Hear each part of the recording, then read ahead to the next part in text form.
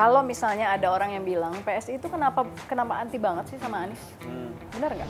Reshuffle sama siapa? Mas Ahaye gantinya gitu. Siapa kayak gitu? Sorry Mbak Yasmin, I have to defend my boss. Gue kayak berasa diinterogasi. Unfinished business. Valdo, you have unfinished business with me. Iya, because dia keluar tanpa pamit. Itu pindah PSI Mbak, 2 minggu nggak disapa bapak saya Mbak. Oh gitu? Iya, kalah caleg, kalah pilpres, ya Allah. Ya kan? Nggak jadi nyagup gitu ya? Nggak jadi nyagup pula, mungkin udah ditaruh di mana gitu kan, pindah partai. Maldini, tau nggak artinya Bang? Itu artinya Valdo final Piala Dunia di Roma malam dini hari. Ya Allah. Ya, kalau saya lahirnya duha nih Mbak, Valdo Duhari nama saya. Kalau sore Valdo Sohari, kalau malam Valdo Malari. Ya.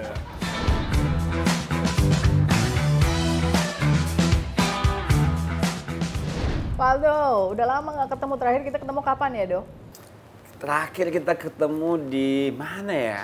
Paling antara Wican, Senopati, atau Daksa. Iya. Ya, aduh Mbak Yasmin apa kabar? Baik, baik Valdo. Jadi sekarang tuh aku ngeliat Valdo udah beda.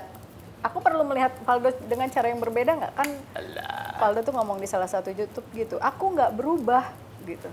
Ya gini-gini aja kan Mbak. Tapi yang harus berubah mungkin orang yang memandang aku gitu. Ya menurutku sih ini sih Mbak, karena kan akunya juga tumbuh.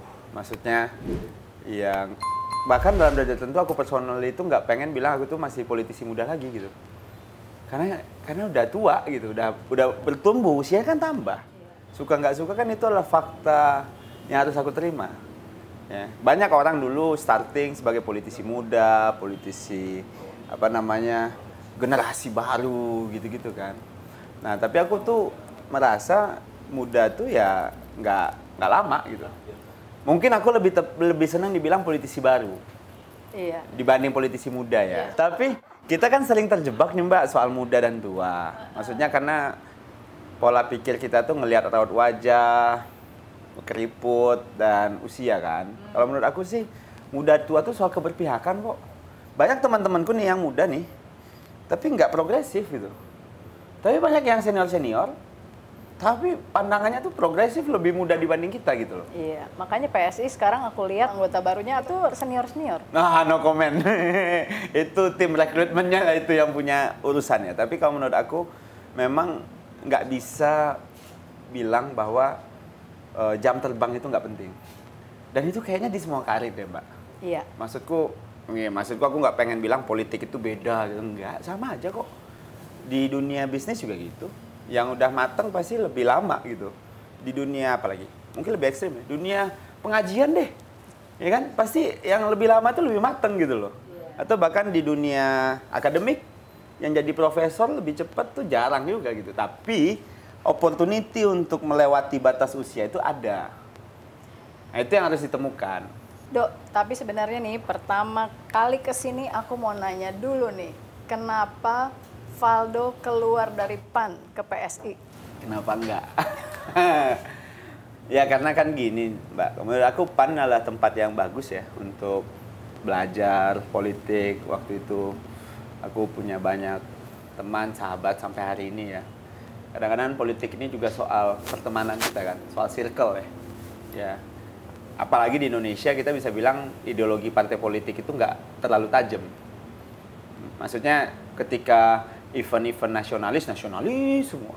Ketika event-event religius semua. Maksudnya dia nggak ada juga. Misalnya lihat partai Islam di Indonesia nggak ada ngomong anti Pancasila gitu. Kalau maksudnya dia pengen ini ya, pengen ideologi nih. Kalau kita bicara platform dan fatsun ideologinya kan enggak.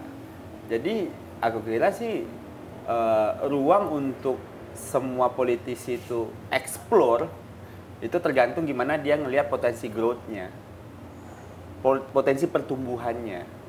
Kan kalau bisnis kan kita tahu kapan barang ini mentok, ya kan? Sama halnya dengan politik.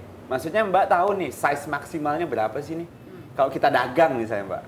Dan saya kira treatment itu juga bisa berlaku di politik gitu. Karena di politik Indonesia, dikit Mbak Yasmin, itu udah kebagi captive marketnya. Aku pernah lihat tuh ya hasil pemilu dari 55 nih. 55 sampai 2019. Nggak beda. Sama kok, Partai Islam maksimum 34%. Ya. Jadi if you want to aim higher, Gimana caranya 34%? Sementara ini harus 50 plus 1. Itu tuh nggak berubah. Jadi dari Masyumi, apa-apa sampai PAN, PKB, sama sama PKS gitu. Itu tuh anatomi pemilih itu nggak berubah, Mbak Yasmin. Iya, waktu itu gimana ceritanya Valdo tuh ditawari oleh PSI, terus mereka menjanjikan apa ke Valdo? Waktu itu kan habis Pilpres ya, kita kan veteran kalah nih. Sesama orang kalah, salam dulu dong. Salam dulu. Oke deh. Gimana rasanya kalah? Susah kan? Sama tim ses. Iya kan? Susah loh. Maksudku, untuk orang yang menang aja, itu menurutku susah, Mbak. Untuk stay relevan di politik. Apalagi untuk orang-orang yang meyakini jalan berpolitiknya tuh pakai ide, bukan capital. Pakai gagasan, bukan cuan gitu. Itu adalah yang sulit tuh menurut aku. Yang menang aja belum tentu relevan. Apalagi kita yang kalah, Bos.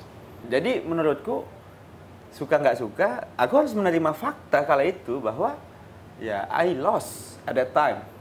Dan tentu ketika kalah itu kan yang paling penting kan bukan menang kalahnya, tapi bangkit setelah kalah itu. Nah, kala itu memang datang beberapa offer gitu kan, ada penawaran-penawaran, what next gitu, what next.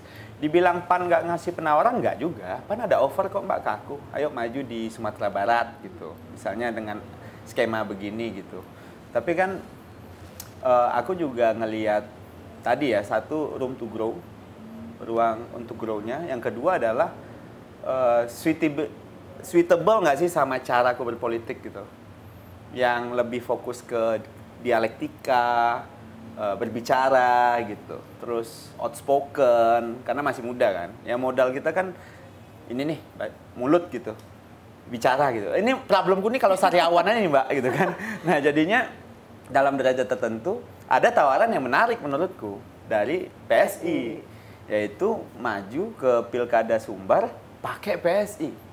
Padahal PSI bukannya belum punya kursi. Sudahlah nggak punya kursi, ya kan? Itu aku startnya dari minus, Mbak. Karena pemilih PAN di Sumatera Barat 500.000 orang tuh. By the way, di kampungku, Mbak, PAN itu pemenang pemilu, by the way. Ya, nggak pernah tuh sejak Pak Amin bikin partai itu nggak pernah menang tuh PAN tuh. Ya, oh, iya. Ya, di kampungku loh. Ketua DPRD-nya PAN loh. Seserius itu aku memenangkan waktu itu. Oke. Jadi ya, aku mulai dari minus kan. Jadi aku nganggap ini kayak inilah, Mbak. Kayak gambling lah ya. Bukan berarti aku suka judi apa, tapi kan politik juga tentang attacking impossibilities gitu loh Mbak. Maksudku aku mulai dengan tidak punya apa-apa. Jadi aku juga nggak takut kehilangan apa-apa gitu. Karena dasarnya aku nggak punya apa-apa gitu. Ketika masuk politik. Jadi waktu itu ada tawaran yang menarik dari PSI. Dan aku cukup tertantang, tapi semua prosesnya aku lalui dengan baik. Bicara sama Sekjen Edi 5 kali, bicara sama Pak Zul 3 kali gitulah. Sebentar, tapi waktu itu Dok, ketika gambarmu itu keluar, semangat baru ya dalam bahasa dalam bahasa Padang. Semangat baru, Sumbar. Oke. Nah itu orang di dalam tuh masih bilang enggak, Valdo nggak akan keluar. Intinya di dalam tuh masih nggak yakin Valdo akan keluar, dan Valdo kalau nggak salah juga waktu itu sempat bilang ya Dok, maksudnya kayaknya saya nggak keluar. Emang lagi proses Mbak, lagi proses. Ya maksudnya keluar masuk partai itu kan ya nggak bisa semena-mena juga gitu. Aku juga menghormati proses yang ada gitu, dan menghormati Pak Zul juga tentunya, menghormati Pak Edi juga tentunya. Menghormati gitu. Om Zul. Iya, menghormati Om Zul, menghormati Sekjen Mas Edi gitu. Karena menurutku jangan sampai aku melukai mereka. Dan alhamdulillah sih sampai hari ini sih aman ya. Tapi ya pasti tetap ada luka, pasti tetap ada luka. Ya tapi iyalah. waktu itu Valdo, Kadep, Wasekjen. Aku tuh mengamati seorang Valdo loh. Kadep, Wasekjen. Terus abis itu tim humasnya Bang Jul ya? Kita pernah ketemu di DPR kan? Tim humasnya Pak Jul. Terus abis itu Jubir. Terus nyebrang. Ya pasti ada kekecewaan sih. Maksudku pasti ada kekecewaan. Tapi menurutku setidaknya aku melaluinya dengan baik sih Mbak. Maksudnya ya politik kan juga tempat orang-orang kecewa Mbak. Ya mau nggak mau gitu. Jadinya kecewanya di apa? Ya pasti, aduh Valdo kok udah gua didik begini gitu. Ya, orang lain terhadap Valdo. Ya, orang lain terhadap kita gitu. Valdo waktu itu ada kekecewaan nggak ke PAN? Nggak ada ya? No hard feeling. Jadi ya aku kayak bilang ke Pak Zul, Pak, ya tapi Pak Zul berkali-kali ngasih pertimbangan. Kamu yakin? kamu tuh saya lebih ikhlas kalau kamu kesini gitu. Kok kesana tuh saya nggak yakin kamu bisa bertahan, kata dia. Ya maksudnya ada kekhawatiran itu dari Pak Zul. Pak Zul pun kalau ngelepas pun dia juga pengen ngelepas ke tempat yang oke lah. Ini ini 0, ini, kata dia kan. Ya lolos parlemen juga. Enggak, kata dia kan. Wah, lucu deh. Jadi Bang Jul tuh lebih mempertimbangkan dari sisi Valdo ya? Iya, perspektifnya Pak Zul gitu. Kok aku duduk berdua tuh waktu itu di rumahnya tuh kayak dia, jangan ke sana lah, Dok. Nggak bisa mikir ya, gitu-gitulah. Kamu coba pikirin lagi deh. Pulang lagi, datang lagi, pulang lagi, gitu-gitu. Tapi sejauh ini hubungan sama Bang Jul, terus sama Valdo kan temenan sama Rai ya? Ya, baik. Masih baik ya? Baik banget gitu. Jadi masih ketemu, bulan lalu masih ketemu sama mereka. Lagi sekarang udah bareng juga kan. Tapi intinya dari kejadian itu sih Mbak, keluar partai itu adalah sesuatu yang menurutku perlu dilalui secara tepat caranya. Dan sampai hari ini orang masih bertanya kan, kok pindahnya PSI, kenapa pindah gitu. Sebenarnya bukan karena PSI-nya, banyak juga orang ngelihatnya bukan cuma karena PSI-nya masih belum dapat kursi di DPR, tapi lebih kok nyebrang gitu kan, walaupun politik tuh nggak ada yang abadi ya, nggak ada yang mutlak gitu, maksudnya orang bisa aja berseberangan terus sekarang kayak PAN lah gabung ke pemerintahan gitu. Tapi lebih ngelihat ya nyebrangnya itu sebetulnya sama seperti yang tadi Valdo bilang kan, off the record gitu. Kalau dari PAN ke PSI heboh, PSD ke Nasdem heboh, ya nggak sih, karena nyebrang kan gitu. Ya karena mungkin itu yang bikin, ya mungkin ada orang-orang yang kecewa lah ya, dan sampai hari ini kayaknya ada yang kecewa gitu. Ya maksudnya stigma kutu loncat dan penjilatnya kan aku dapat banget tuh. Kalau aku kecewanya karena Valdo tidak pamit. Aku minta maaf. Banyak sih yang ngomel kayak gitu, Mbakku sama mas-mas tuh banyak banget. Ah, lu Dok, nggak ngasih tahu gua. Iya. Oh gitu, gua juga ikut. Katanya gitu.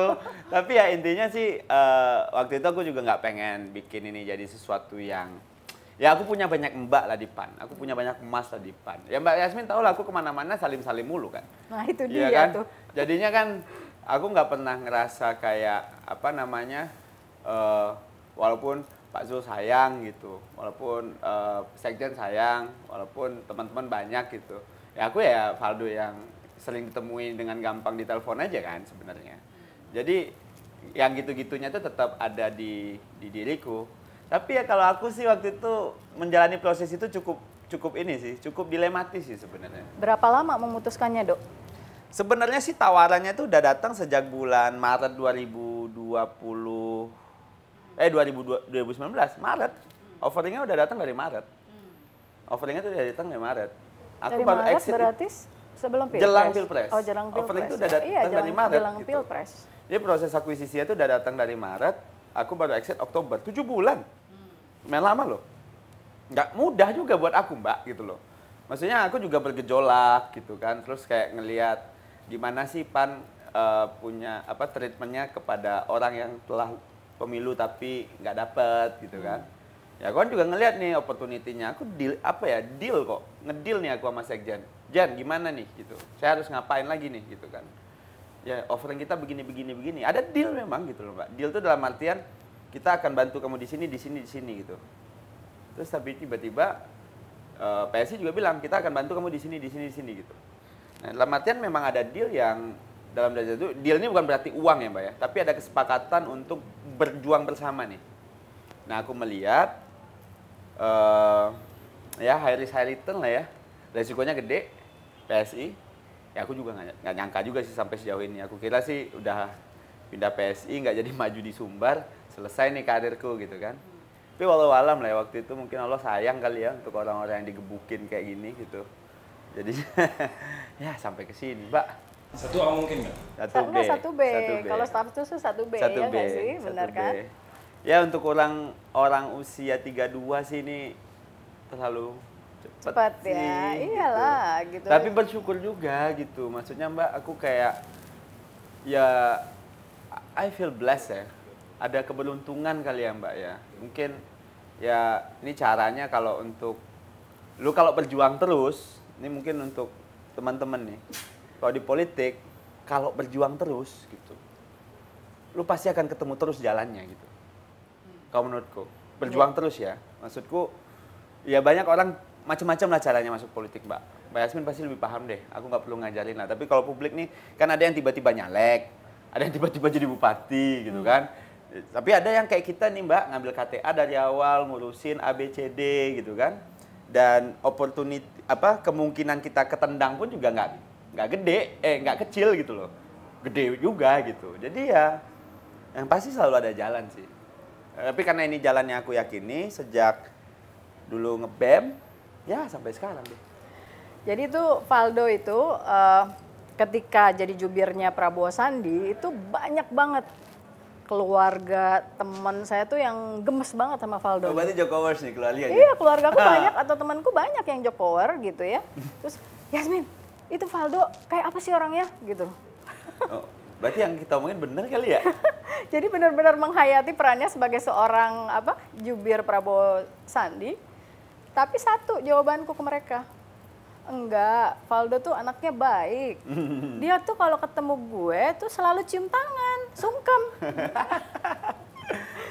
Ya gimana ya Mbak, maksudku sebenarnya. Dan tadi masih dilakukan itu.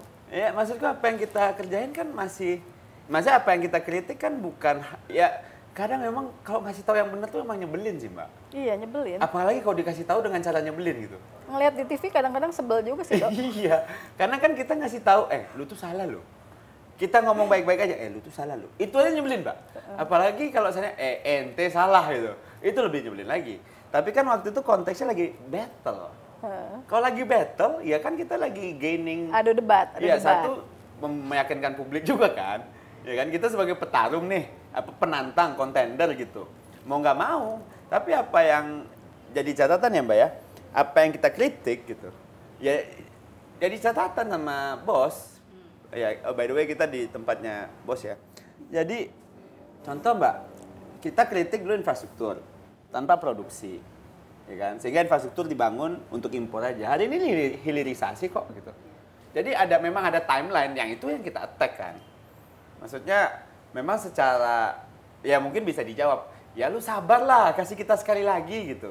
Tapi kan kadang-kadang yang tukang jawabnya nggak bisa kita atur jawabannya. Teman-teman dari pendukung Pak Presiden waktu itu. Ya, makanya kalau aku sih memang ya begini karakternya sih Mbak. Memang masih muda, rada tengil dikit gitu kan. Ngaku ya. Iya maksudnya ya kalau masih muda tapi ya, kayak bapak-bapak gitu loh. Jadi maksudnya orang tuh yang nggak kenal Valdo tuh mikirnya begitu. Tapi sebenarnya aslinya yang nggak jauh dari itu. Tapi masih. Iya sih bener. Tapi ya menurutku itu memang persona yang aku juga latihan untuk itu Mbak. Karena aku nggak nyaman juga. Ya kan, nyerbu teman sendiri bahkan. Ya, terus aku ngeliat nih ya, Valdo debat sama Surya Chandra, ya kan? Terus kemudian belakangan kalian satu partai, sempat satu partai lah, sekarang Surya kan udah keluar. Tapi cara teman kerjaku semuanya sekarang, dulu kan teman debat, lawan iya, debat. Makanya. Nah, bagaimana Valdo beradaptasi? Intinya sekarang coba masuk ke PSI dulu lah, dari debat-debat, terus ternyata harus beradaptasi menjadi seorang pendukung Jokowi.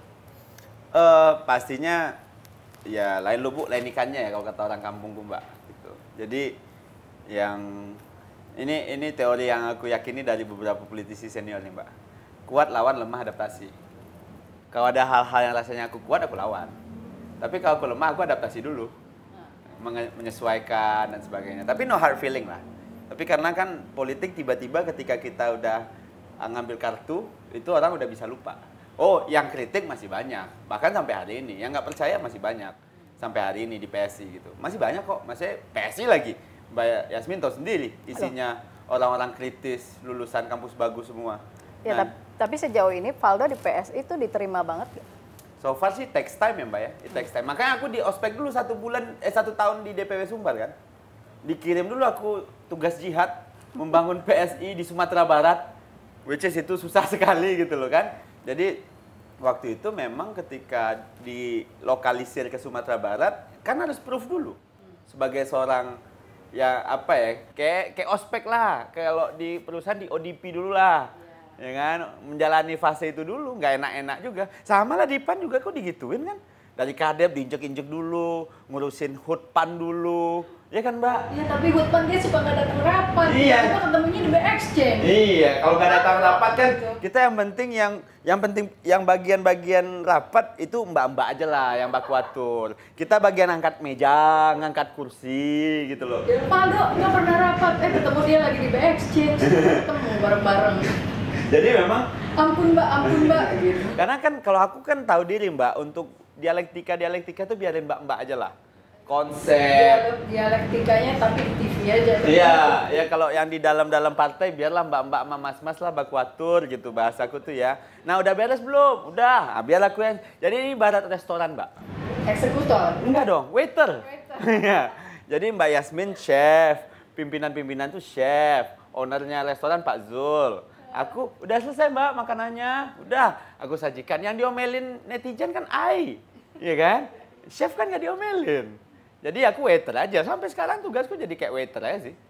Jadi kayak restorannya punya presiden, kepala chefnya Mensesnek, ya kan? Nah, akulah yang ngadepin netizen ini kan. Kalau netizen komplain sama makanannya kan ngomelnya ke aku, bukan ke owner. Dok, setelah jadi apa? Ini topik kok itu jadi serius banget ya ngobrolnya? Iya, namanya Mama Yasmin nih. Mama apa kepo tadi? Gue Mama dikatain kepo. gitu. Gue kayak Mama berasa kepo. diinterogasi ya. Unfinished business. Faldo, you have unfinished business with me. Nah, iya, because dia keluar tanpa pamit, ya, tidak bahkan cuma tinggal WA Mbak Yasmin. Gak enak lah, ya, gak gitu, berani Mbak. aku WA gitu Mbak ya. Yasmin untuk gitu-gitu. Minimal minta ampun dulu, dapat ceramah dulu 1,5 jam. Faldo, di partai itu ada bla bla bla bla bla gitu kan. Kayak aku dong, bertahun-tahun nih aku. Iya, masa udah diorbitkan terus tiba-tiba cabut. Ya, namanya juga talent, Mbak. Jadi kalau aku gila sih, ya pemain bola juga pindah-pindah gitu kan, ya kan? Orang di partai juga pindah-pindah. Orang nih juga sebenarnya mesti ngelihat yang berbeda dari partai politik ya. Partai politik ini sebenarnya banyak orang juga menganggap itu kayak pindah kerja gitu kan. Iya, dalam derajat tertentu aku kira iya gitu. Iya, kan? maksudnya jangan terlalu Bajak-bajak baper talent, gitu kan? loh. Iya, jangan terlalu Bajak-bajak baper talent. sebenarnya. Tapi memang mungkin kesalahanku adalah aku ke depan banget sih waktu itu. Kayak martir sendirian, ngadepin semuanya.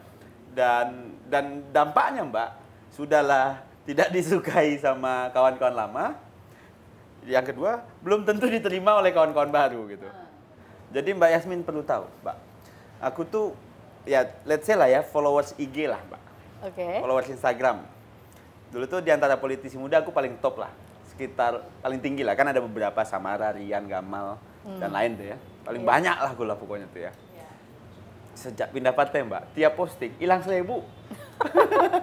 Jadi dari 380 ribuan something, sekarang followersku tinggal 210.000.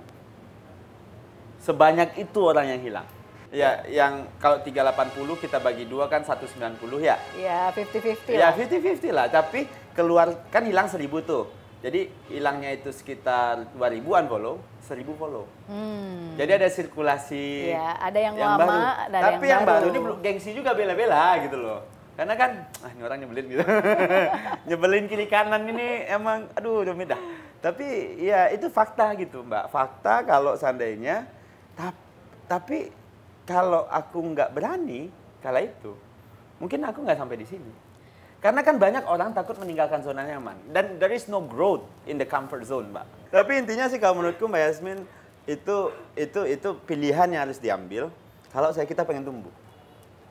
Ya, aku juga waktu Mbak Yasmin tiba-tiba bilang, Faldo aku lagi develop channel. Lagi coba tantangan baru nih bos gitu kan.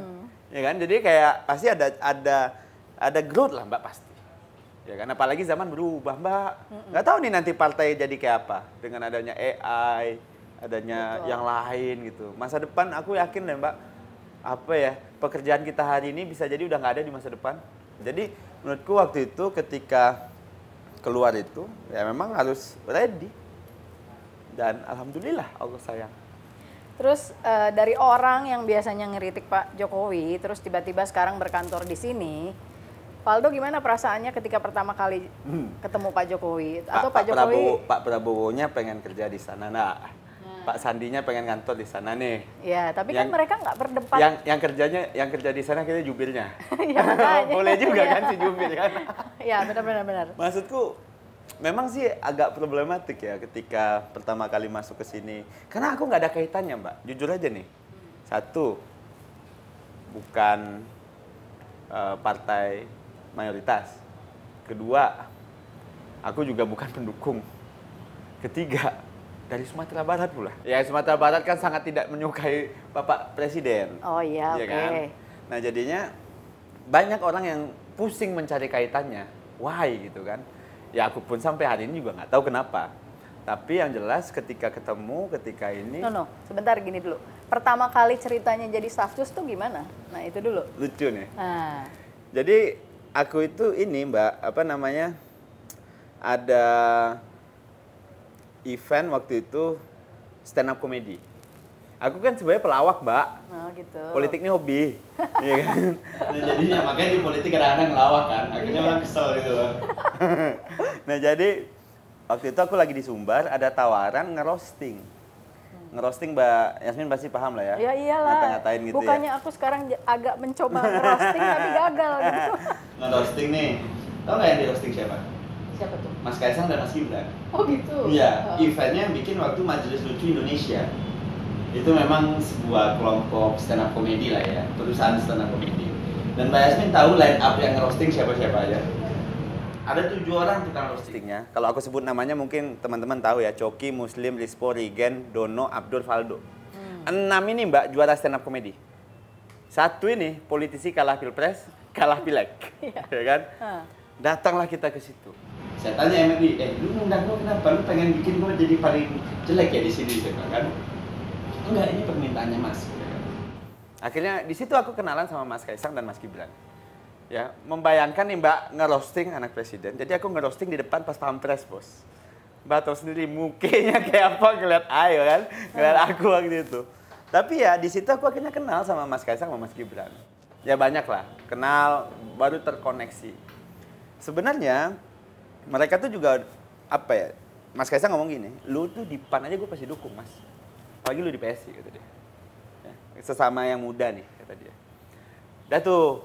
Terus aku balik lagi ke Sumbar dong. Karena kan mencoba peruntungan nih. Mulai dari minus melawan 500.000 suara PAN untuk dapat tiket. Sebenarnya di Sumbar itu kita dapat 5% kok votes surveinya. Nomor 4 lah. Pakai PSI loh, Mbak. Iya. Pakai PSI. Kalau mau dapat tiket waktu itu, Pak, aku harus pindah partai lagi. Wah, aku udah nggak kuat deh. Luka orang aku keluar dari PAN ke PSI aja masih kebuka gitu. Malah aku timpe lagi dengan luka baru gitu kan. Berarti nggak mau beli. Nggak mau pindah. Tawarannya ke partai warna kuning waktu itu. Ya kan? Nah, itu habis itu mendarat sini, tiba-tiba di WA sama Mas Kaisang. Mas Kaisang nanya, WA gini, Mas Faldo dicariin. Saya nggak ada komunikasi, maksudnya nggak caper-caper juga kita. Tahu anak presiden, nggak berani kita, bos, takut kita, gitu kan. Ya kan, terus tiba-tiba dia bilang, Mas Faldo dicariin, kata dia. Cariin siapa, Mas? Dia bilang, orang istana, kata dia. Aduh, apa salah gua? Dalam hati kan gitu. Kan kalau dicari istana kan agak gimana gitu. Nah, akhirnya habis itu dia bilang, tolong dipertimbangkan ya, Mas, kalau bisa diterima, kata dia. Permintaanku, kata dia.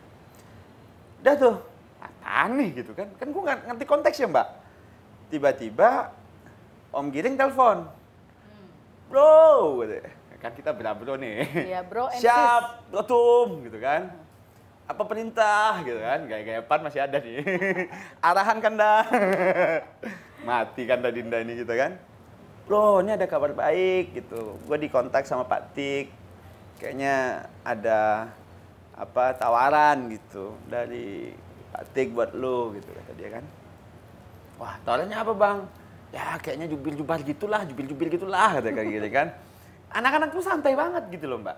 Karena kan nggak ada logiknya. Kalau saya PSI yang diminta nggak mungkin lah nama aku lah. Aku orang baru lah, ya kan. Terus habis itu, udah nih, ya kan. Tiba-tiba Pak Tik WA. Setelah, oke Bang, Bismillah lah gitu kan. Demi tidak jadi pengangguran dalam hati kan ngomong gitu. Kalah pilpres ya Allah. Ya kan? Nggak jadi nyagup gitu ya? Nggak jadi nyagup pula, mungkin udah ditaruh di mana gitu kan, pindah partai. Partainya tidak lolos threshold pula kan. Ya akhirnya ya itu, si Pratik ngontak, Bro Valdo, salam sehat, saya Pratikno, kapan bisa bicara, gitu.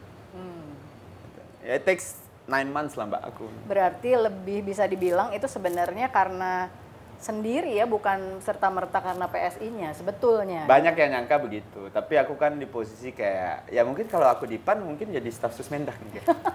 Oh gitu. Mungkin, kalau masih dianggap.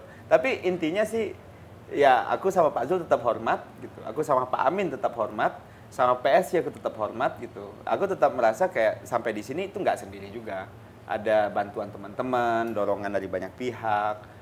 Ya orang tua juga, Mbak Yasmin bayangin aja, mak bapak saya perasaannya kayak apa. Saya tuh pindah PSI Mbak, 2 minggu nggak disapa bapak saya Mbak. Oh gitu? Iya, karena bapak ibu saya tuh keluar dari musola itu, kayak di doorstop gitu sama warga gitu loh. Kenapa Valdo pindah? Kenapa Valdo pindah dari PSI gitu loh. Kenapa Valdo pindah ke PSI gitu.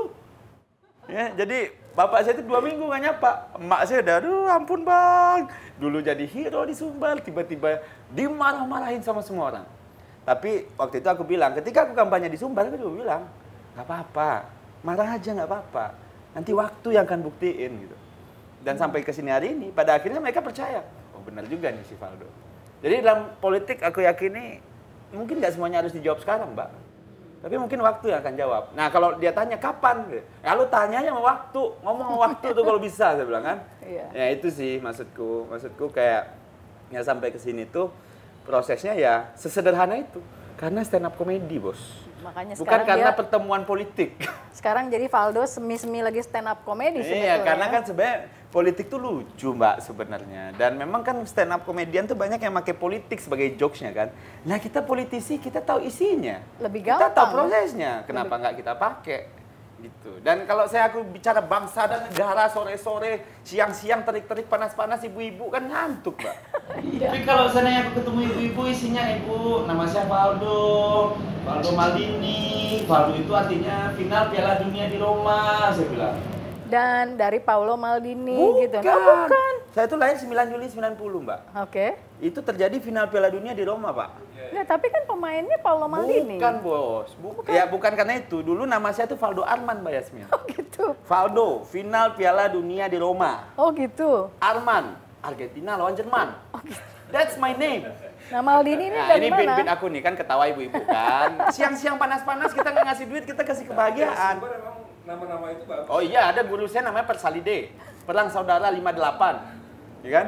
Nah, jadinya waktu itu si bapak tuh, aku tuh nama tuh 0 sampai 6 tahun, sampai TK nih, Valdo Arman, bos. Oke. Ya, ijazah TK tuh Valdo Arman tuh. Tapi aku sering sakit. Nah, kata bapak ibuku tuh, wah berat tuh bebannya. Argentina dan Jerman di badan gitu kan. Ya, namanya orang kampung, Mbak, kita dari Sumatera Barat. Akhirnya nama diganti.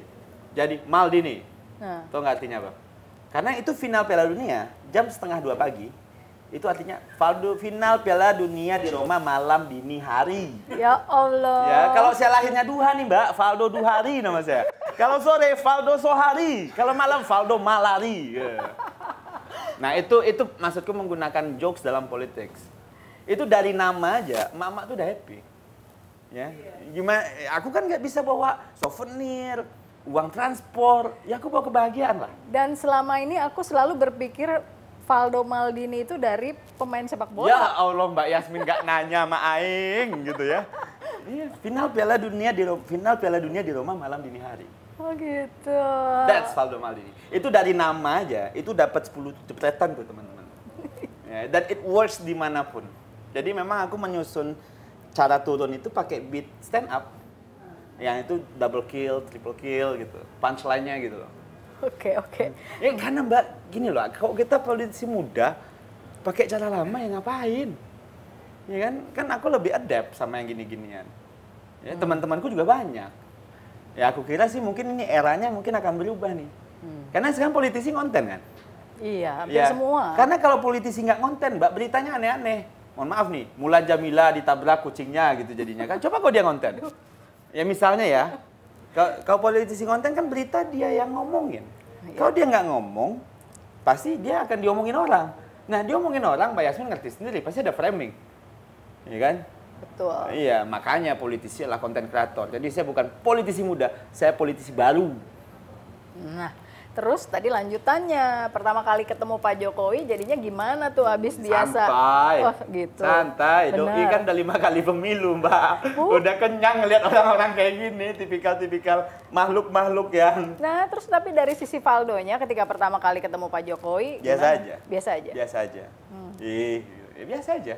Nggak ada hal-hal yang ya karena kan waktu itu memang penugasannya lebih banyak buat beliau, tapi diformalkan sebagai stafsus Mensesnek. Ada kebijakan waktu itu tiga menteri atau satu kepala staf ya dari 3 ini kayak Mensesnek, Seskap dan kepala staf presiden tuh yang boleh ngomong. Tapi kan demand dari media ini kan dari teman-teman ini kan banyak pertanyaan dan mungkin nggak ke-handle gitu. Kayaknya sih perekrutan aku tuh fokus ke sana gitu. Makanya stafsus bidang komunikasi dan media. Jadi tugasku tuh spesifik kan Mbak untuk komunikasi dan media gitu. Ya untuk ngejawab rilis, ngejawab TV, main dialog-dialog gitu. Yang selama ini mungkin sejak Pak Fajrul berangkat jadi dubes, itu kosong kan? Betul. Ya sesekali Pak Ali lah, Pak Ali Mukhtar Ngabalin. Tapi Pak Ali itu dia posisinya sebagai Tenaga TA ahli ya? utama di TA utama. KSP gitu. Nah, ya kan informasi di sana, ya di istana itu kan ada beberapa bidang gitu. Mungkin teman-teman juga tahu itu ada Kemensetnek, ada Seskap yang dulunya bagian dari Sesnek tapi dilepas. Betul. Terus ada KSP yang baru nih. Nah, jadinya memang ada beberapa isu yang fokus di Setnek gitu. Karena kan Setnek ini kan lebih kayak guardians-nya lah gitu. Untuk state gitu. Karena kan presiden kepala negara dan kepala pemerintahan. Dua-duanya nih. Ya. Somehow kadang-kadang Seskap main di pemerintahan. Ya, negaranya Setnek. Jadinya kita fokus ke konstitusi aja, ngomongin yang seharusnya gimana. Makanya beberapa kali aku ngomong kan beat-beatnya lebih ke constitutional base gitu loh Mbak. Ke regulasi. Bukan ke how to govern juga gitu. Walaupun ngerti-ngerti juga karena di feeding juga sama teman-teman Seskap. Tapi ya gini juga Mbak, kadang-kadang kan untuk muncul itu nggak semuanya mau. Karena ada resiko. Mbak Yasmin tahu sendiri lah. Banyak-banyak bercerita di politik ini, ya kan? Kalau dosa agak banyak tuh nggak aman tuh sudah. Ya kan? Iya. Kalau yang banyak-banyak cerita muncul-muncul ini guys, kemungkinan itu kere itu guys. Karena nggak baku atur. Bukan berarti yang nggak muncul nggak juga, tapi ini kan passion. Iya. Bukan berarti enggak ya, tapi passionnya aku memang suka ngobrol, suka tampil. Dan Pak Tik tahu itu, ya ini kan kamu suka begini, kata dia. Ya udahlah, dikasih tempat main, Sekalian aja. dikasih cap, ya kan? Jadi ya kadang-kadang ya media mau nggak mau kan, dia ditanya, kan media tuh gini juga Mbak, dia lempar ke semuanya itu.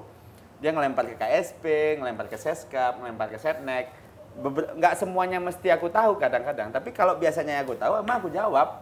Dan mereka kan bilangnya istana, langsung dikunci aja semuanya kan? Iya, semuanya dari istana. Dari istana gitu. Kadang-kadang Pak Ali yang jawab, kadang-kadang aku yang jawab, kadang-kadang ada yang lain juga lah ya. Beberapa deputi-deputi di KSP atau tenaga ahli di KSP itu ada juga gitu.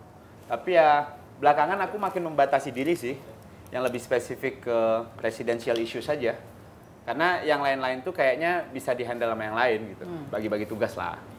Ngomong-ngomong soal Pak Jokowi, kemarin kan Pak Jokowi kan ngundang pemret-pemret tuh. Dan di situ Pak Jokowi sudah menyatakan bahwa tidak akan netral.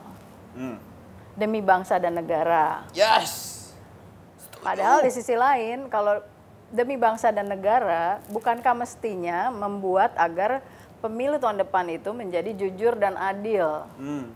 Dan juga banyak yang mempertanyakan kenapa Pak Jokowi itu tidak ngerem atau menghentikan manuvernya Pak Muldoko untuk mengganggu Partai Demokrat.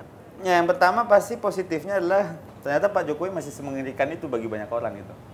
Masih dihitung gitu loh. Ya itulah kayak wah boleh juga nih gitu kan. Karena kan orang banyak nebak kita bakal lendak Mbak. Bakal declining kan. Jangan lupa kita itu masih 1 tahun 5 bulan.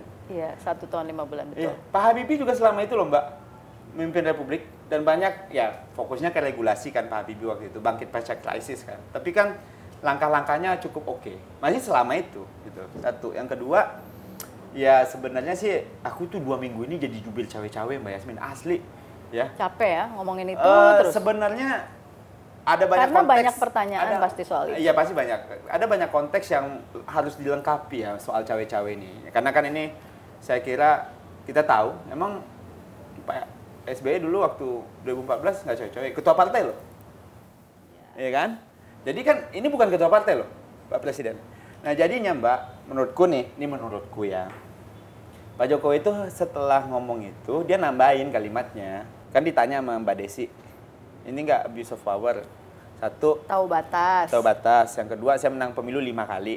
I know how to do this, ya kan? Yang ketiga adalah soal kalau urusan pencalonan, itu kan dia udah ngomong di halal bihalal PAN itu. Pencalonan urusan partai. Tapi kalau udah nyampe ini di KPU, ya dia sama masyarakat dong. Dia sama rakyat gitu. Dia perlu, ya dia suka nggak suka. Banyak yang bilang, aku nggak suka pakai beat ini sih. Beliau adalah multidimensi, enggak gitu. Tapi ini soal program sih sebenarnya menurutku. Kalau aku nih terus terang tadi kan kita udah sempet nyinggung pas off air. Pas off air, aduh bahasanya bahasa TV banget. Off the record gitu ya. Ini soal Demokrat ini aku agak-agak deja vu gitu dengan PDI di zaman dulu pas masa Orba. Dan itu terjadi juga kok di zaman sebelum-sebelumnya lah ya. Tapi ya intinya sih kalau menurut aku sikap pemerintah udah jelas loh. Pak Yasona udah menyatakan sikap pemerintah. Jadi Mbak, ini adalah pertempuran antara Partai Demokrat versi Pak Muldoko. Ya. Tapi Pak Muldoko adalah orang istana. Bukan pertempuran antara kepala KSP dengan Menkumham, bukan. Gitu loh. Ini dua hal yang berbeda. Karena itu dispin ke sana soalnya. Susah untuk disangkal kalau misalnya Pak Jokowi pasti ada tuduhan begitu. Atau karena dengan orang mendiamkan itu kan kesannya membiarkan dan itu kan banyak asumsi banyak orang. Namanya asumsi, bisa benar, bisa salah, ya kan? Tapi yang jelas, Mbak, kita kalau untuk urusan prosedural hukum sikap pemerintahnya udah jelas. Pak Muldoko lagi jalan nih, ya kan? Pak Muldoko punya Demokrat versi dia menggugat Menkumham, ya. Nah jadinya ya bukan pertempuran Pak Muldoko sebagai Kasaf dan Menkumham nih, tapi Partai Demokrat versi Pak Muldoko yang dia yakini juga dengan caranya itu loh. Nah jadinya kalau menurut aku ya kita tunggu aja keputusannya. Kalau saya sikap pemerintah udah jelas nggak mau. Pak AHY udah dipanggil oleh Presiden ke istana, bilang kita nggak ikut-ikut. Menkumham akan punya sikap dan sikap kita adalah tidak menyetujui. Kan itu yang digugat sama Partai Demokrat versi Pak Muldoko. Memang jadi problem karena ngapain Pak Muldoko? Nah itu kan kalau reshuffle ya urusan bos lah. Iya, Partai Demokrat sendiri kan sudah bilang kalau Pak Jokowi tidak menyetujui langkahnya Pak Muldoko kan harusnya di reshuffle lah gitu kan begitu. Atau kayak misalnya reshuffle sama siapa? Mas AHY gantinya gitu. Siapa kayak gitu. Artinya gini, kita kalau misalnya punya pegawai, terus misalnya ternyata pegawai kita itu melakukan sesuatu yang berpotensi membuat kita jadi kena imbas gitu. Kenapa nggak dirilis atau bikin statement yang mengatakan bahwa saya nggak ada urusannya, dan Pak Jokowi kayaknya nggak pernah langsung ngomong kayak gitu deh. Nah itulah bedanya Pak Jokowi ini sama yang lain, Mbak. Ya, dia bukan ketua partai gitu ya. Nggak bisa dia bukan ketua partai, cawe-cawe orang heboh, ya kan? Dia bukan ketua partai nih ya, Iya. Cawe-cawe orang heboh. Terus dia pengen bikin IKN orang heboh. Jadi apa yang dia bikin orang heboh semua nih, ya kan? Jadi ya saya kira ya kita tinggal tunggu waktunya aja lah. Oke lah. Sorry Mbak Yasmin, I have to defend my boss. Tapi menurutku aku punya argumen yang cukup. Ya maksudku aku ngerti Demokrat. I know Demokrat ke teman-teman abang-abang banyak banget. Ya mereka juga nyampein kekesalannya ke aku gitu. Bro, lu gimana sih? Gitu kan. Dalam hati aku, ini dalam hati ya. Ini abang-abang kayak nggak pernah berkuasa aja. 10 tahun kok dia di sini gitu. Ya kan, sebelum dia di luar gitu kan. Tapi kalau aku sih tetap menghormati Partai Demokrat, no hard feeling. Dan aku kira, ya gas aja. Ya serbu terus gitu. Valdo di PSI, nanti mau nyalek lagi nggak, Do? Ya, partai kurang orang, Mbak. Ya, kita... Jadi harus nyalek itu harus gitu ya? Partai banyak orang aja kayaknya orang harus nyalek deh, apalagi partai kurang orang. Nah terus Valdo dapilnya mau di Sumbar apa di mana? Nggak tahu, tadi aku bilang, PAN aja aku tahu dapil itu H-1. Kita ini kan prajurit. Ya prajurit kayak kita ini kan ya tahu diri lah Mbak. Terus punya target nggak sih di PSI itu mau apa? Sekarang posisinya lagi nonaktif ya? Iya, karena lagi tugas. Terus di PSI itu punya target nggak mau apa? Mau jadi ketua umum? Kalau bagi aku sih, aku sebagai orang yang meyakini bahwa partai politik itu adalah solusi ya. Ya, orang banyak kesel sama partai politik nih. Marah, ngamuk, ngata-ngatain lembaga paling tidak dipercaya di republik inilah partai politik. ngalah-ngalahin DPR lah kalau nggak dipercayanya mah ya. Tapi solusinya ada di mereka juga. Suka nggak suka Mbak? Itu fakta yang harus you guys terima gitu. Ngomel sama partai boleh, tapi solusinya di mereka. Jadi kalau menurut saya... Sadar kamera banget loh dia. Oh iya kan kita udah latihan. Mbak Yasmin yang latih waktu itu. Waktu Mbak Yasmin rambutnya masih panjang. Saya diajarin cara ngomong di TV. Guys, dia ngajarin saya ngomong. Nah jadi Mbak, aku sih soal partai pasti aim tertingginya ke sana. Ketua umum. Ya, aim tertinggi pasti ke situ. Karena kan pegang partai. Tapi PS itu nggak gitu ADRT-nya. ADRT-nya keputusan strategis di Dewan Pembina. Ya tetap di Pak Jeffrey, tetap Jeffrey, di Mbak Grace, tetap di Bang Raja Juliantoni. Oh, gitu. Dewan Pembinanya akan nambah terus. Jadi kalau di PS itu ketum tuh Primus Inter Pares. Satu dari sebagian aja. Berarti jadi Dewan Pembina nanti atau ketua Wah, itu Dewan Pembina? butuh proses. Kayak PKS di Majelis Syuro kayaknya mungkin ada syarat-syarat yang tertentu, mungkin hafalan berapa juz gitu. Aku nggak tahu kalau di PS sih gimana. Tapi aku lihat sih yang di PS itu orang yang udah kontribut nyata ke partai. Aku kan belum kontribut apa-apa. Menurutku orang yang kontribusi ke partai adalah orang yang udah ngantar vote. Ya kenapa caleg itu sampai ke DPR itu jadi dianggap berkontribusi Mbak? Karena dia udah bawa kursi. Bawa power gitu. Aku kan belum. Ya kan? Jadi menurutku ya aku belum buktiin apapun sih. Kalau misalnya ada orang yang bilang PSI itu kenapa anti banget sih sama Anies? Benar nggak?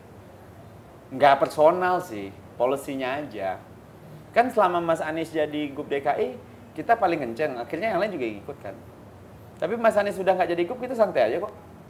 Di politik itu kan nggak ada yang mutlak ya, nggak ada yang abadi. Dan tidak ada yang tidak mungkin. Tapi narasi-narasi PSI itu, saya perhatiin ya, itu kan kayak Grace, Natali pernah bilang, PSI tidak akan bekerja sama atau mengusung Anies Baswedan di Pilpres 2024. Terus Giring sebelumnya juga pernah bicara, PSI tidak akan mendukung capres yang pernah dipecat oleh Presiden Jokowi. Ya, saya lupa tapi momennya itu apa. Tapi itu kan artinya walaupun nggak disebut namanya, orang kan udah langsung mengasosiasikan karena... Banyak kalau yang dipecat loh. Ya makanya itu dia, banyak orang yang emang orangnya care banget loh sama PS ini, partai 1,8 ini. Mengasosiasikan nih, orang banyak serius malah dia begitu komennya. Ini 1,8 doang loh ini partai. Ya, makanya. Iya kenapa heboh banget dah? Enggak sih, cuma aku aja yang mau tahu, kan kepo. Ya. Judulnya playlistnya Mak-Mak Kepo. Isinya muda-muda semua nih yang diserbu. Cocok juga tuh buat ide. Ya tapi kalau menurut aku sih memang satu Mbak ya, secara prosedural di DKI kita oposisi.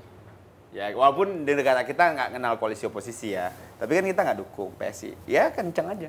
Pak Anies sudah selesai jadi Gub, dah bye-bye. Mas Anies, good luck for the capres. Kan gitu. Tapi menurut aku sih ya itu namanya partai politik Mbak, punya strategi masing-masing. Ya kan? Karena kan mungkin PSI sadar gitu bahwa memang ada orang yang yang nggak happy sama Pak Anies gitu. Dan itu pengen digarap. Bisa aja kita lihatnya begitu kan. Sebagai sebuah strategi dan kampanye. Ya. Maksudnya part of the strategy in the campaign gitu loh Mbak. Jadi PSI ini kan menurut aku partai yang lahir dan tumbuh ketika adanya polarisasi. Ya kan? Dan mereka stay relevan karena ada polarisasi. Ya kan? Dan dalam election polarisasi adalah sebuah keniscayaan, ya kan? Nggak mungkin dong, mau 3 calon nih nanti nih Mbak. Nanti kan round 2 ada 2, tetap aja, ya kan? Walaupun orang bilang, oh kita menghindari polarisasi. Saya tuh pengen nanya sebenarnya, gimana sih caranya? Caranya, tadi saya juga nanya ke Mas Gimana Sandi. caranya kata Doi? Nanti nonton aja. Oh yaudah, kalau menurutku Mbak, mau ngilangin polarisasi dengan medsos kayak sekarang, dengan teknologi yang terbuka, itu kayak garamin air di laut. It's apa ya? Itu nggak terbantahkan. Itu wajar. Nah, jadi ketika PS itu main, dia kan punya beberapa strategi nih. Ya, PSI itu partai nomor 4 di DKI, lebih gede dari Golkar. Ya, lebih gede dari Nasdem. Ya, secara suara di atas PAN. Tapi secara kursi kalah sama PAN. Gitu. Karena suaranya bulat di Jakarta Barat. Makanya mereka punya konstituen kan di sini. Yang itu yang harus diperhatikan oleh PSI sebagai sebuah partai politik.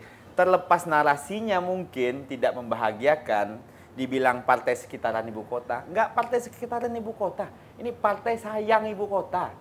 Iya kan?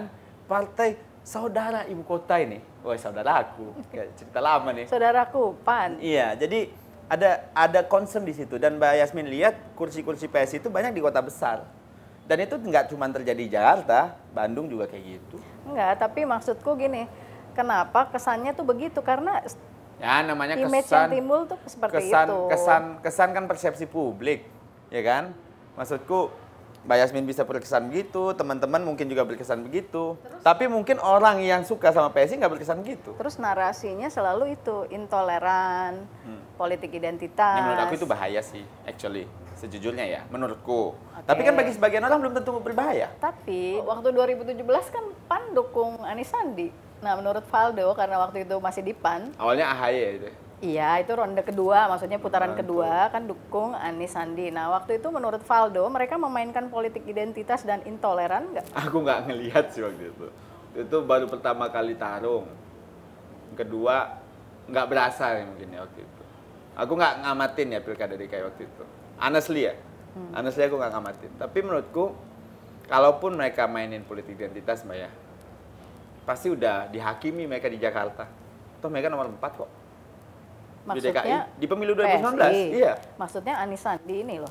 Pak Anies dan Pak Sandi.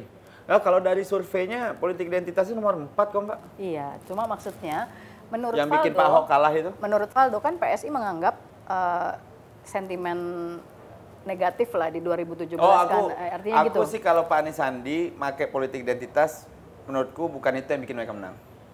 Menurutku mereka memang entertain warga Jakarta. Jadi Memang programnya tuh dan kampanyenya tuh fokus ke gang-gang kecil. iya, jadi berarti Valdo sendiri menganggap mereka sebenarnya enggak, walaupun sekarang PSI itu Mereka menganggap pakai, itu. tapi nggak itu doang. Oke, waktu itu kenapa 2017 nggak menyuarakan itu ke PAN Yang mana tuh? pada saat PAN mau dukung Aku lagi Anies Sandi? mau jadi wali kota Padang. Jadi nggak mau, nggak. Nah, lagi fokus ke barang kita dong, Mbak. Oke, pinter ngelesnya ya. Nggak ngeles. Gue nggak ngeliatin. Nggak tahu aku salah maju bersama itu. Oke, 2017 ya. 2017. Oh iya benar-benar. Oke lah, bisa dipercaya. Kecuali aku jadi tim ses, jadi jubir. Ah, iya. Mungkin aku relevan jawab. Nggak, cuma satu lagi nih yang sekarang juga membuat jadi pertanyaan, kenapa fokusnya ke Anies? Padahal itu kan Anies Sandi. Kenapa Anies memainkan politik identitas? Anies melakukan ini itu di 2017. Nah sekarang kenapa itu ke Anies aja? Padahal kan mereka sepaket. Kita bertanya seperti orang awam lah. Karena menurut aku ya kalau emang sebenarnya mereka ini sama-sama butuh nih Mas Anies sama PS ini. Tuh lihat Mas Anies nggak diseru PS itu, rendah surveinya kan. Nggak ada konteksnya dia ngomong gitu loh. Iya kan?